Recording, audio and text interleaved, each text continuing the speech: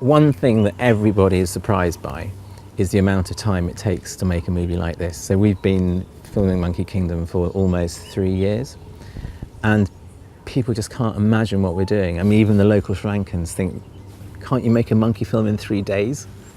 And of course, yeah, you can film these guys eating and grooming and stuff almost all of the time. But there are pivotal moments in a monkey's life that sort of make or break its future. And those are rare. And if you want to be there for those moments, you need to have a very good crew on the ground for a very long time.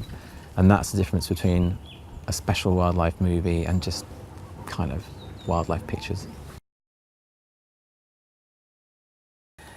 I have lots of favourite moments in the rushes.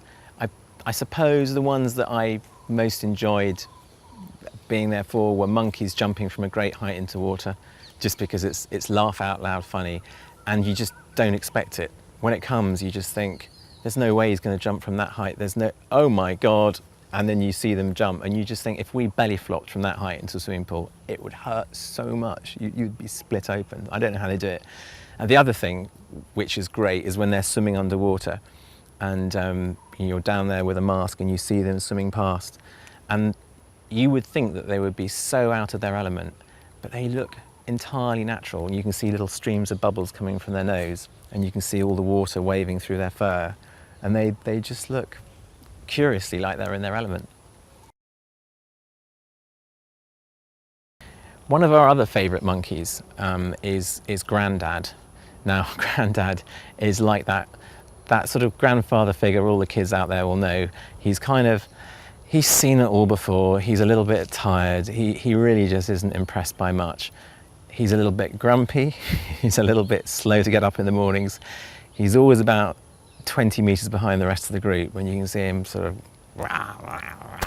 moving along, bar humbugging around. And he's just great fun, because everyone clearly likes him and grooms him and looks after him, but he's just, you know, he's not impressed by much, Grandad.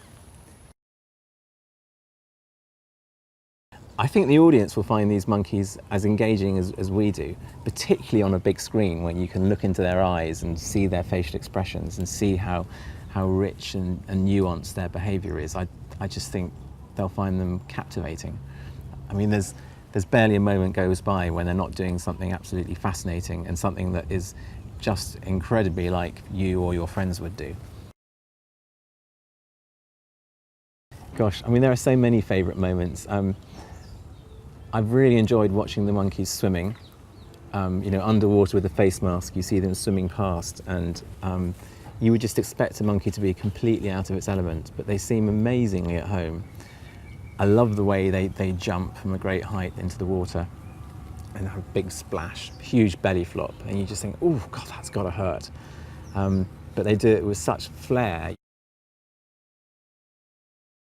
Monkey Kingdom is set in the forests of southern Asia, and the kingdom specifically is a ruined city that used to be the capital of Sri Lanka 1,000 years ago, but now it's only ruled by monkey kings. Our monkeys are toque macaques, and they're absolutely fantastic animals because they have amazingly individual looks and very, very distinctive personalities. I mean, they're just like an array of friends you might have at home. You know, we've got the bullies, we've got, you know, the kind, benevolent ones, we've got the grumpy old grandfathers. There's a real community, and it's great spending time with them.